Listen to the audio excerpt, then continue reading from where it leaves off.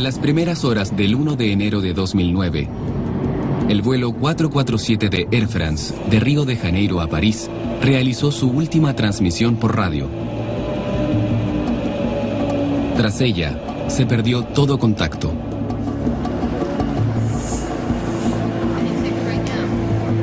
El vuelo 447 se desvaneció en el aire. Il faut prier et espérer. Pour l'instant, on n'en sait rien. On vous donnera au fur et à mesure de cet après-midi. Los expertos en aviación están perplejos. ¿Por qué un avión bien operado con una tripulación experimentada desaparece de repente? El avión extraviado es un moderno Airbus A330 que nunca ha sufrido la muerte de algún pasajero. 5 días después, los restos del avión son descubiertos flotando en el Atlántico. Los 228 pasajeros y la tripulación han muerto. Y nadie ha explicado completamente qué fue lo que pasó. Hasta ahora. Brasil-Francia, el misterio del vuelo 447.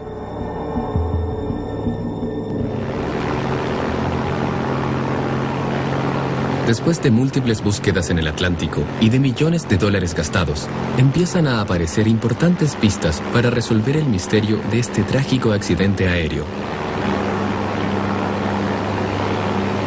La información contenida en los datos de vuelo y las grabaciones de audio de la cabina tienen la única prueba definitiva del destino de la aeronave.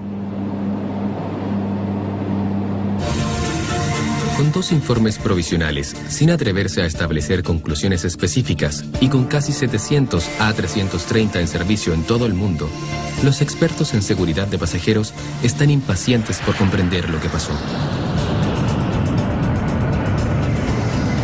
Básicamente, movemos la población del planeta cada 3 años. Ya no podemos aceptar más incógnitas. Este programa reúne a un equipo independiente de líderes en la investigación de accidentes aéreos.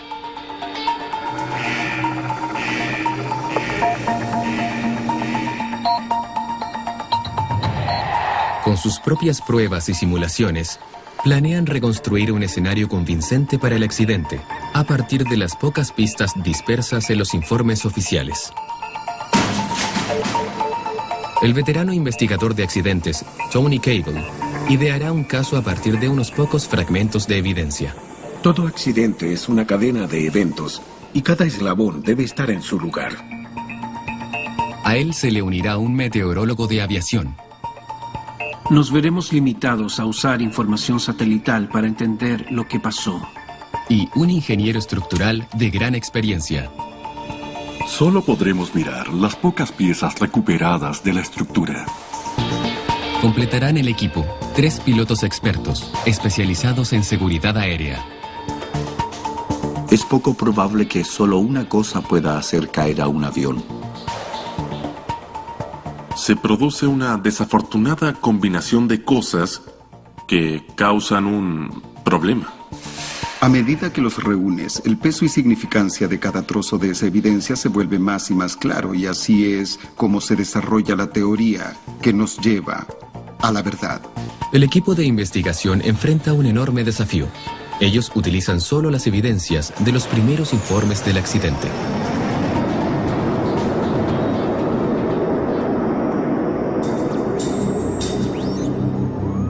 Tony Cable es un experto con 32 años de experiencia en la Air Accidents Investigation Branch del Reino Unido.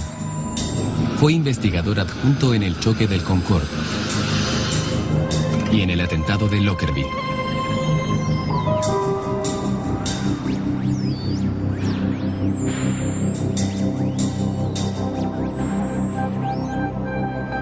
El modo normal de investigar un accidente es revisar el sitio donde ocurrió y los escombros. 5 días después de desaparecer, el primer fragmento del vuelo 447 fue hallado, flotando a 1.200 kilómetros de la costa de Brasil. Pero pero la mayor parte del avión se hundió 4 kilómetros en el fondo marino. La tarea de Tony Cable fue, de algún modo, hallar sentido en los pocos fragmentos que fueron inicialmente recuperados en la superficie. Es posible, si se examinan los restos del avión, averiguar bastante sobre cómo se estrelló o si explotó en el aire. El primer factor a eliminar es la posibilidad de un ataque terrorista. Las posibilidades que inmediatamente se vienen a la mente son una bomba o una ruptura estructural. En la búsqueda de rastros de una explosión y ruptura en el aire, Cable recibe ayuda de uno de los consultores en seguridad aérea líderes en el mundo, John Cox. Para él, la técnica clave es la reconstrucción. Analizar los restos es resolver un rompecabezas, pero uno no sabe con cuántas piezas cuenta y además es habitual no tenerlas todas. ¿Están ambas alas unidas al avión? ¿Están la nariz y la cola, los 4 extremos esenciales? Hay que tomar los restos que se tengan y reensamblarlos, para poder entonces empezar a entender las fuerzas que realmente estaban impactando la aeronave en sus últimos momentos de vuelo. Un rompecabezas similar se resolvió de este modo cuando el vuelo 800 de TWA se estrelló en la costa de Nueva York en 1996. El avión se deshizo en el aire y luego grandes fragmentos de fuselaje cayeron al agua sin sufrir mayores daños adicionales. El Consejo Nacional de Seguridad del Transporte concluyó que la causa fue una explosión de combustible provocada por un cableado defectuoso. El ingeniero Jim Whiteley era jefe del Laboratorio de Materiales de Investigación. 2 de los 4 extremos del vuelo 447 fueron recuperados, y Whiteley se fija primero en el cono de la nariz. Si esta pieza se desprendiera del avión y llegara hasta el agua por sí sola, no caería con suficiente velocidad como para que al chocar con el agua sufriera daños graves. En lugar de ello, el cono muestra señales de un impacto a alta velocidad con el agua. Lo que vemos aquí es que esta pieza ha sido aplastada, golpeada y torcida, lo que indica que aún estaba unida a la aeronave cuando ésta impactó en el agua. Al parecer, el cono solo se desprendió en el impacto. La segunda pieza del rompecabezas, la aleta de cola, cuenta la misma historia. El informe oficial sugiere que una ruptura en el aire no podría haberla arrancado del fuselaje de esta manera. Solo un impacto masivo cuando el avión cayó en el océano pudo tener la fuerza suficiente. El cono de la nariz y la aleta de cola señalan que el vuelo 447 se mantuvo intacto hasta estrellarse en el agua. Una sección del suelo del compartimiento de carga incluso puede indicarle a Whiteley en qué dirección apuntaba el avión al caer. Aquí vemos un daño en la curvatura de ambos lados de esta pieza, con una fractura hacia el medio. Este daño concuerda con un impacto relativamente horizontal y con una presión hidráulica muy alta viniendo desde abajo, que deformó esta pieza de la manera que se muestra aquí. El vuelo 447 cayó al agua intacto y estabilizado. Los investigadores ahora concentran su atención en la seguridad del avión.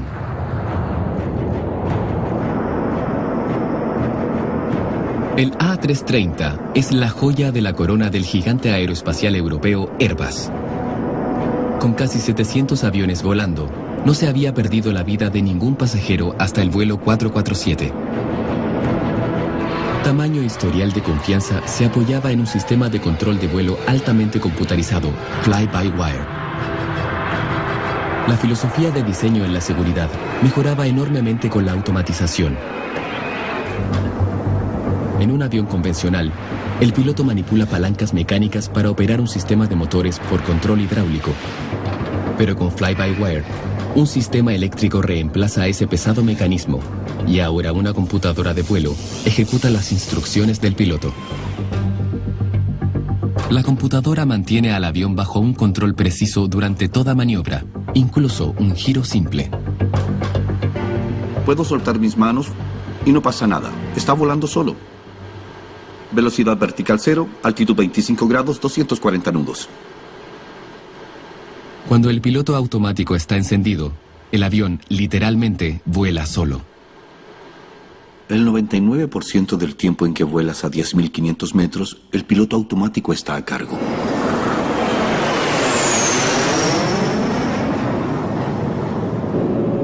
El vuelo 447 debió estar en piloto automático mientras volaba sin problemas sobre el Atlántico. Los pilotos preparándose para el largo trayecto. Y la aeronave realizando ajustes automáticos continuos para mantener el curso hacia París.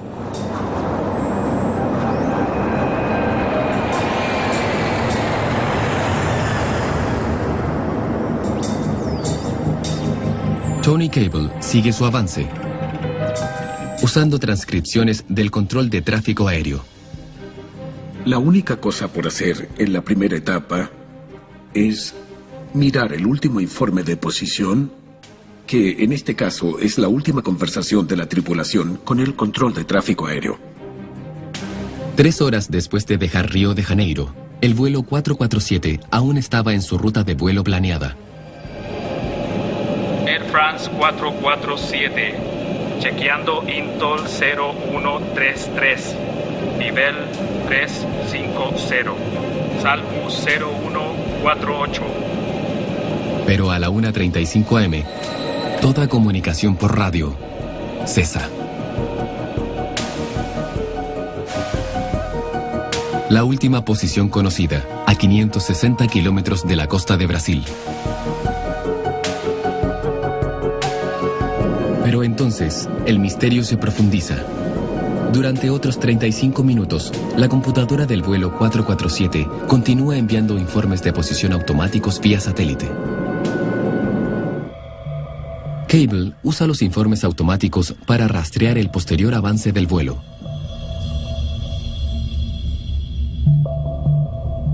La última posición fue a las 2:10 am, a 112 kilómetros de donde se descubrieron los restos del avión. Algo en la ruta del vuelo 447 lo hizo desplomarse. Cable busca la causa en el informe meteorológico oficial. Había señales de tormenta eléctrica en esa área, con una gran parte sobre la ruta al momento en que el vuelo 447 iba pasando. A las 2:10 am, el vuelo 447 estaba próximo a una tormenta eléctrica del Atlántico de 400 kilómetros de ancho. Pero este hecho genera una pregunta crucial, que el informe oficial no logra responder. ¿Por qué unos pilotos experimentados vuelan hacia una tormenta? La idea de que un piloto vuele a través de una tormenta es imposible. Altamente improbable. Recuerden que los pilotos están al mando del avión y son los primeros en sufrir accidentes. Tenemos un gran incentivo para evitarlos. El vuelo 447 debió ingresar en la tormenta por error.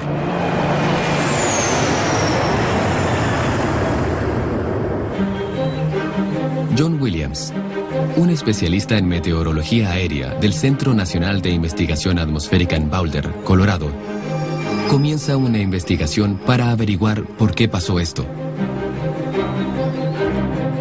Tiene imágenes satelitales tomadas cada media hora para analizar el comportamiento de la tormenta al aproximarse el vuelo 447. Iré avanzando en intervalos de 30 minutos. Y podrán ver cómo el sistema de tormenta empieza a crecer. Este sistema tiene cientos de kilómetros de largo y quizás 100 kilómetros de ancho.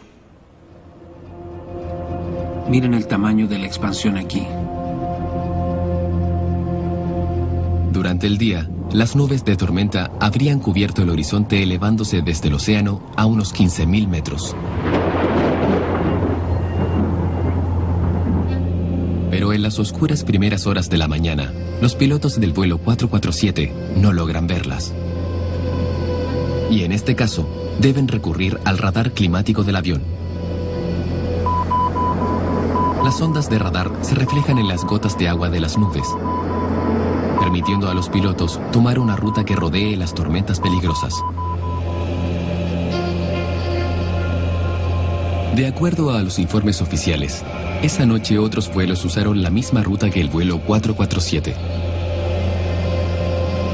Pero todos estos pilotos vieron la tormenta acercarse y tomaron desvíos de hasta 114 kilómetros para evitarla, mientras que el vuelo 447 solo realizó un pequeño cambio de curso. Podemos ver que se habían desviado un poco de su plan de vuelo y eso puede significar que estaban evitando algunas tormentas. Esta pequeña desviación lleva a Williams a un gran descubrimiento. Es posible que el vuelo 447 fuese engañado por una peculiaridad climática. Lo que vemos aquí es que había una pequeña tormenta entre ellos y el sistema tormentoso mayor. Y esta, al aproximarse, pudo haber impedido que el radar viese el sistema principal, el sistema de tormenta más peligroso que estaba detrás. Si Williams tiene razón, el radar del vuelo 447 fue bloqueado por una pequeña tormenta en su ruta. Sus ondas no logran traspasarla y detectar la verdadera amenaza que hay detrás, el sistema de tormenta de 400 kilómetros de extensión. Confirmando la teoría de Williams, esa noche otra tripulación informó que solo vieron el peligro y habían incrementado la sensibilidad al radar. Este es un paso importante en la investigación que cubre un vacío crítico en los informes oficiales. Es posible que, cuando el vuelo 447 vio el peligro en el radar, ya fuese demasiado tarde para esquivar. Al dirigirse hacia las turbulencias, los sistemas automáticos del vuelo 447 debían mantener todo bajo control. Y la siguiente maniobra del piloto es un procedimiento estándar. Anticipándose a la turbulencia, le pide a los pasajeros que ajusten sus cinturones. Y luego, como medida de seguridad, fija una velocidad levemente menor para reducir el impacto en la aeronave. Un sistema automático llamado Auto Thrust toma el control. Este sistema debió reducir la potencia de los motores para desacelerar hasta la velocidad deseada. Todo sucede automáticamente, por lo que las palancas de aceleración manual del piloto no se mueven. Al ingresar en las turbulencias, corrientes de aire ascendentes hacen subir y bajar el avión. Pero el sistema automático cambia la potencia de los motores para compensar esto, manteniendo al avión en un rango de velocidad seguro, mientras los pilotos solo tienen que monitorear los instrumentos. Son las 2:10 AM. La evidencia nos dice que luego de 4 minutos, todos a bordo del vuelo 447 estaban muertos.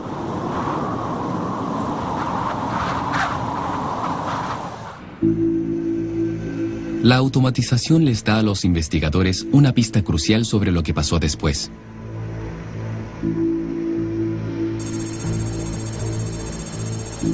Justo después de las 2:10 AM, la computadora de vuelo envió repentinamente numerosos mensajes de una falla a Air France en París. Estos mensajes, llamados ACARS, son ahora el foco principal de la investigación.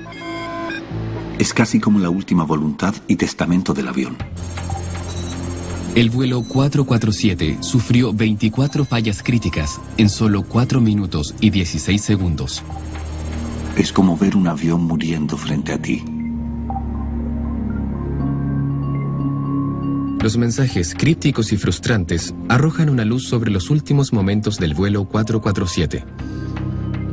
Al ser los últimos mensajes desde el avión, bien podrían aclarar lo que sucedió. Tony Cable decodifica los datos para reconstruir la sucesión de eventos segundo a segundo. El primer mensaje a CARS que aparece es piloto automático apagado, lo que indica en forma muy clara que este se desactivó por sí solo.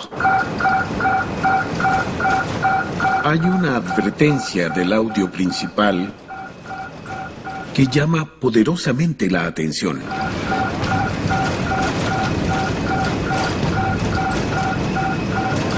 El piloto debe retomar el control manual. Pero ahora hay otro mensaje crítico. El sistema automático se apaga. Esto significa que el sistema que normalmente controla automáticamente la aceleración del motor para mantener la velocidad y la altitud ha dejado de funcionar. Las alarmas siguen sonando.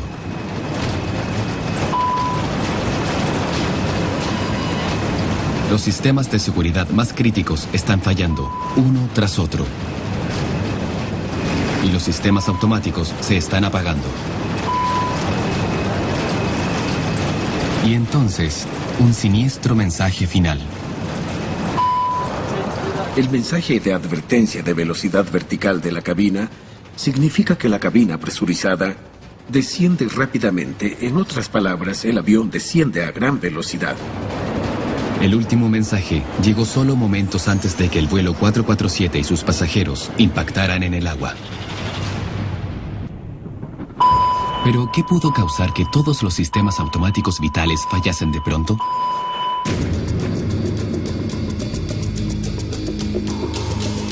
Tony Cable examina los mensajes ACARS en busca de la raíz del problema. Y cree que las múltiples fallas pueden originarse en solo una. Los mensajes de sonda Pitot son particularmente significativos. Es un parámetro muy básico para el avión. Si Cable tiene razón, este solitario y críptico mensaje indica que los sistemas automáticos ya no pueden funcionar, porque la computadora de vuelo no puede acceder al parámetro más vital, su velocidad respecto al aire.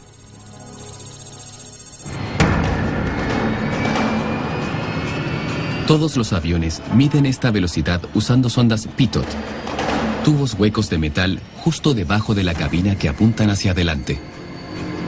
En caso de una falla, hay 3 sondas de idéntico diseño. Un sistema supuestamente a prueba de fallos, porque los sistemas automáticos no pueden operar sin ellas.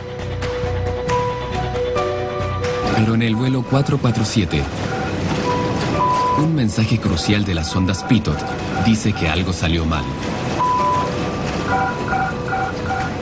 Sabemos que sus sistemas de sondeo de velocidad en el aire, los 3 sistemas, estaban comprometidos.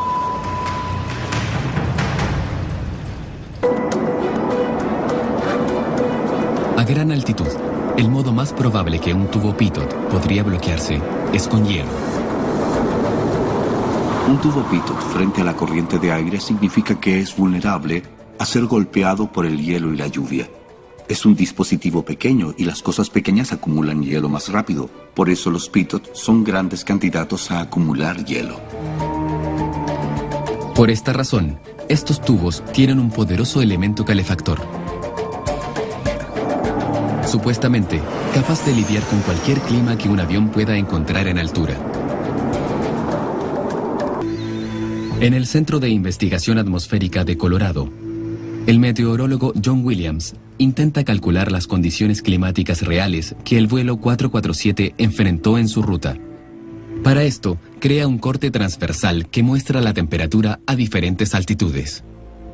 Lo que muestra, partiendo en la superficie y subiendo hasta la cumbre de la atmósfera, es que volaban en este nivel de aquí y se puede ver que las temperaturas eran de unos 40 grados bajo cero en el momento y lugar del accidente. 40 grados Celsius bajo cero puede parecer extremadamente frío, pero de hecho es mucho más cálido que lo habitual a 10.500 metros, y para Williams, lo justo para un fenómeno muy inusual. Lo que descubrimos con este análisis es que es posible que hubiese agua líquida súper enfriada a la altitud en la que iba el avión. El agua súper enfriada es una rara peculiaridad de la física. En sus 32 años de experiencia, Tony Cable nunca la ha visto de cerca. El agua en estas botellas está muy por debajo del punto normal de congelación, 0 grados. Pero aún es líquida. Los cristales de hielo solo pueden crecer alrededor de partículas diminutas, y esta agua es extremadamente pura. Pero si Cable inserta un tubo de metal, Vaya. hay hielo sólido instantáneo. Al ser golpeado por agua superenfriada, un tubo pitot podría congelarse en segundos. Nuestro equipo independiente cree que el avión pudo encontrarse con agua superenfriada, la que habría congelado los tubos pitot.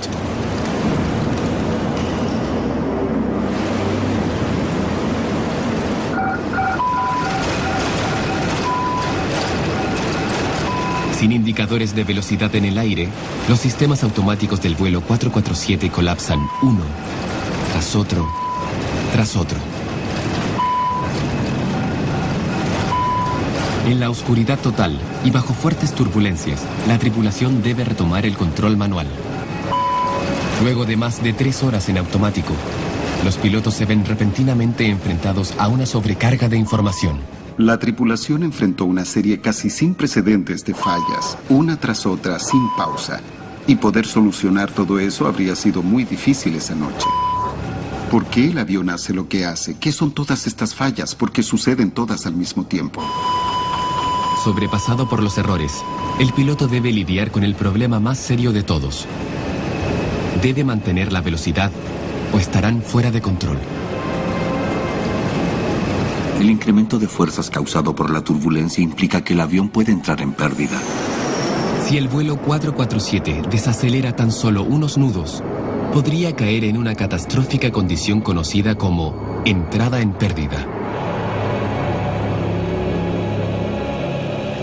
De algún modo, los pilotos deben evitar desacelerar incluso por 10 nudos.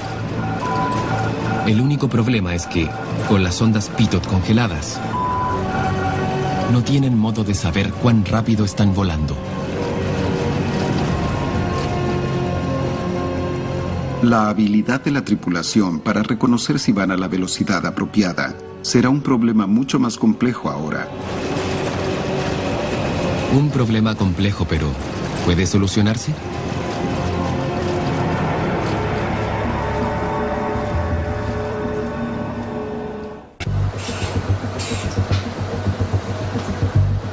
En este simulador, Martin Alder planea recrear las fallas técnicas conocidas del vuelo 447. 2 pilotos de instrucción de gran experiencia intentarán mantener la velocidad y evitar entrar en pérdida, usando procedimientos de operación estándar. Al volar bordeando la tormenta, Alder gatilla el momento crítico del vuelo 447. Hace fallar los indicadores de velocidad.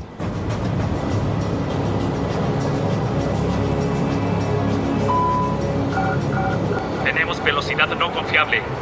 Los sistemas automáticos se apagan. Volamos sin ningún tipo de sistema automático. Perfecto. Piloto automático apagado. Control de unidad. El piloto ajusta las palancas de aceleración para fijar un impulso exacto de 85%. Impulso 85% listo. Y entonces, sube los elevadores para inclinar el cono de la nariz precisamente 5 grados hacia arriba. Con 85% de potencia y 5 grados de inclinación, deberían mantener la misma velocidad segura. Inclinación y potencia son el salvavidas de los pilotos, que ignoran cualquier mensaje de falla hasta estar a salvo y en control. Tengo 5 grados en el sistema de alerta, 4 grados en el otro. La tormenta ha pasado. La emergencia se termina. Se acabó. Terminamos. La simulación de Martin Alder muestra que la velocidad puede mantenerse aún si las 3 sondas pitot fallan.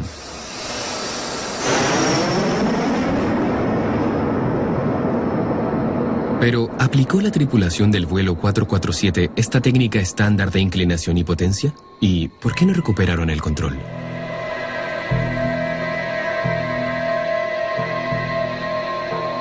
John Cox, antiguo piloto de Airbus, identifica un detalle crucial en los procedimientos estándar. Si estaban recién entrando a un área de turbulencia, es muy posible que hayan estado desacelerando el avión. Cuando el vuelo 447 ingresó a la tormenta, debieron reducir la velocidad. El sistema automático AutoThrust reduce la potencia de los motores, pero no le da a los pilotos una importante señal visual. La aceleración se ajusta a sí misma, pero el cambio no es visible como en otros aviones, donde puedes sentir la palanca en tu mano, moviéndose. Con un avión Airbus, la palanca no se mueve con el sistema automático activado, así que debes mirar indicadores específicos de potencia de motor. Los indicadores de potencia se muestran aquí, en el panel central de control. Pero en el escenario de John Cox, el piloto no se da cuenta. Si estás muy atareado, tu concentración estará directamente frente a ti. ¿Cuál es el nivel de potencia de los motores? Vas a tener que reubicar físicamente tu atención y mirar al área central de la consola. Y esto no se va a hacer tan frecuentemente como mirar las cosas justo frente a ti. Ciertamente aparecerá en la pantalla. La pregunta es, ¿con qué frecuencia?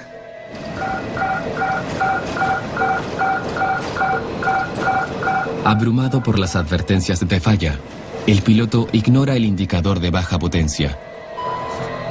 ¿Era esta una tripulación muy atenta que incorporó esta información rápidamente? ¿O tardaron mucho en incorporar la información? No lo sabemos. ¿Fueron las exigencias tan altas que no tuvieron la capacidad? No lo sabemos. Solo las cajas negras del vuelo 447 podrían entregar evidencia concluyente.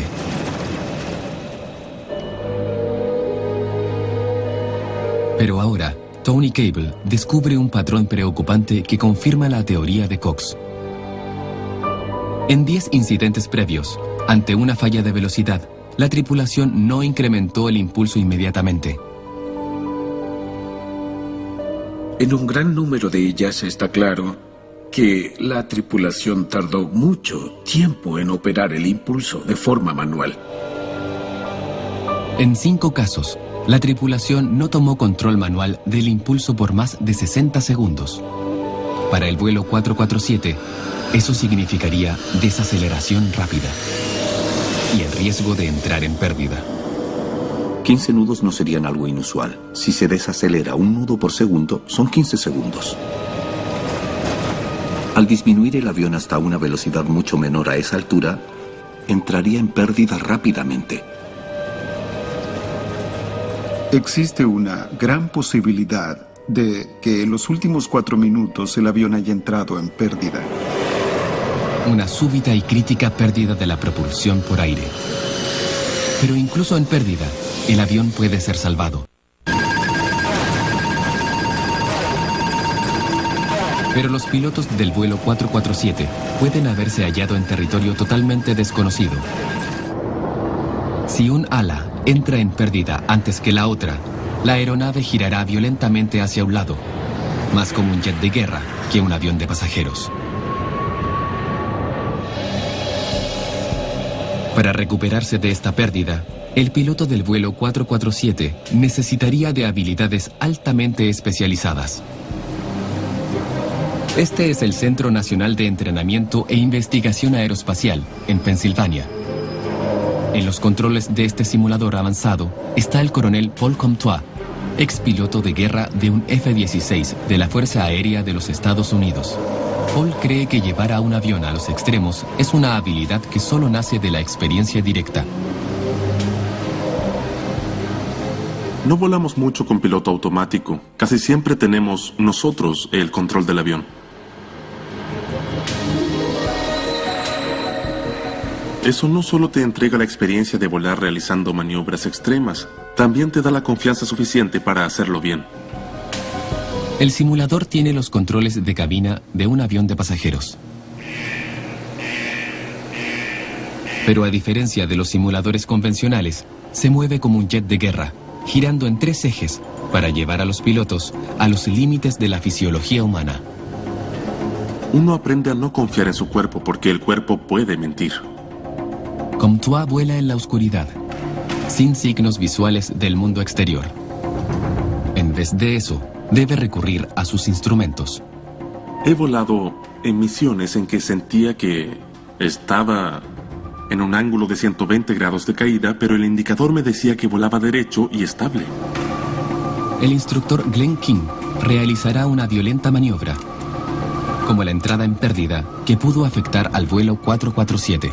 Aquí vamos, es una inclinación muy alta de 50 grados y ganando altura. El avión está girando. El simulador lanza a Comtois a un giro en espiral a 10.500 metros. Se debe estabilizar el avión. Hay que mantener la calma. Paul debe hacer que el aire circule sobre sus alas, ignorando a sus propios sentidos y confiando en los instrumentos. Es una batalla mental, porque aunque vuelo según el indicador, la verdad es que no se siente nada bien. Está recuperando el control, pero el suelo se acerca rápido.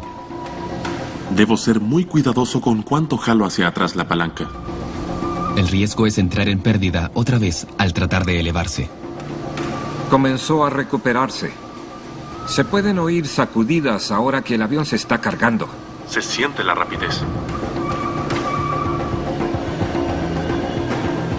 El avión comienza una carga G. La velocidad es muy alta.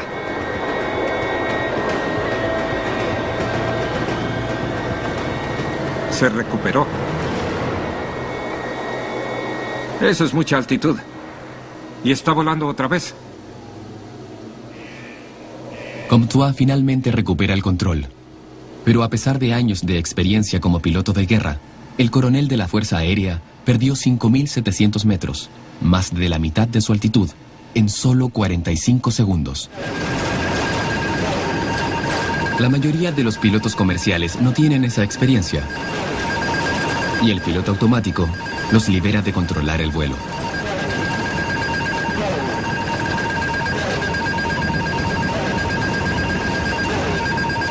Para Tony Cable, el caso del vuelo 447 demuestra problemas críticos de entrenamiento. Ha generado preguntas sobre si esta situación se está haciendo aún peor por el incremento de la automatización, pues las tripulaciones no cuentan con grandes oportunidades para volar manualmente los aviones. Paul Comtois está de acuerdo. Mientras más automatiza, más necesitamos volver a lo básico de volar. Por ejemplo, cuando llevo un caza al extremo, estoy físicamente sujetando la palanca de mando y el acelerador.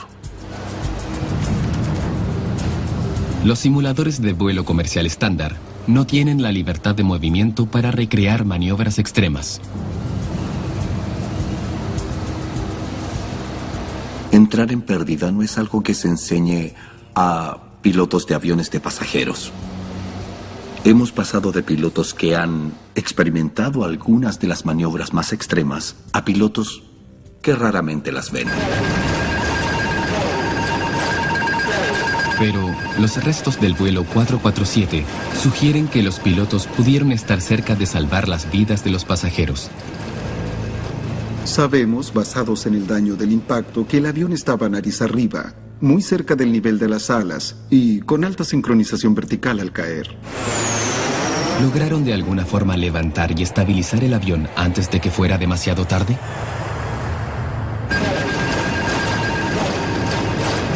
Sin evidencia adicional, esta es una pregunta que los investigadores no pueden responder.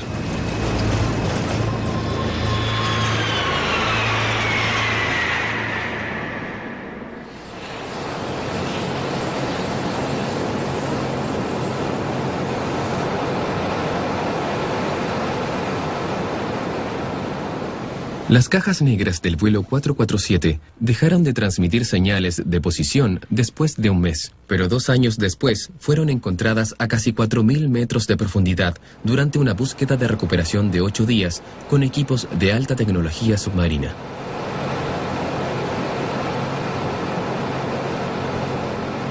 Independientemente de lo que ellas revelen, es muy probable que no haya sido solo una la causa del accidente. En todos estos accidentes hay cadenas circunstanciales inusuales. Solo hace falta que uno de los eslabones de la cadena se elimine para evitar que suceda otra vez.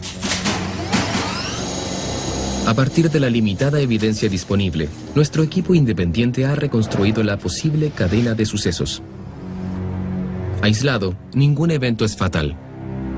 Pero unidos, proporcionan la solución más convincente hasta ahora para el misterio del vuelo 447.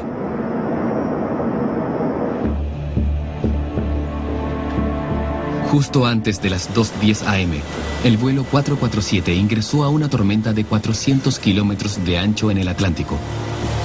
¿Una posible razón? Una tormenta más pequeña la ocultó del radar del avión. Creemos que el avión estaba en un área de turbulencia, lo que podría haber hecho muy difícil el vuelo. El siguiente eslabón de la cadena. Las nubes de la tormenta contenían una rara forma de agua. Lo que posiblemente era inusual en esta tormenta es que había agua líquida súper enfriada a esa altura en la atmósfera. Luego sucedió otro hecho inesperado. Los tubos pitot del vuelo 447 sufrieron un problema.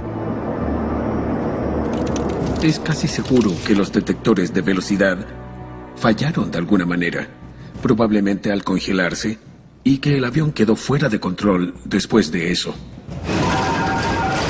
Los sistemas automáticos de vuelo fallaron, obligando a los pilotos a retomar el control. Se enfrentaron a múltiples advertencias y fallas del sistema de noche sobre el agua. Era un entorno increíblemente difícil. En incidentes previos similares, los pilotos no retomaron el control de las vitales palancas de aceleración, como indica el procedimiento. De hecho, las tripulaciones pueden tardar mucho en operar los aceleradores manualmente, lo cual es algo esencial, por supuesto, para mantener una velocidad adecuada. Si pierden demasiada velocidad, la potencial entrada en pérdida a gran altitud estaría muy por encima de la experiencia de la mayoría de los pilotos comerciales. Si nunca has estado ahí y no sabes qué debes esperar, los resultados van a ser desastrosos. Pero en el esfuerzo final, es posible que la tripulación casi haya salvado a los pasajeros, antes de una segunda, y esta vez fatal, entrada en pérdida. No lograron con éxito sobrevivir a ese evento. Una teoría convincente, basada firmemente en la evidencia disponible, pero hasta que las informaciones de las grabaciones de audio de la cabina y de la grabadora digital de datos de vuelo sean entendidas, no habrá pruebas definitivas.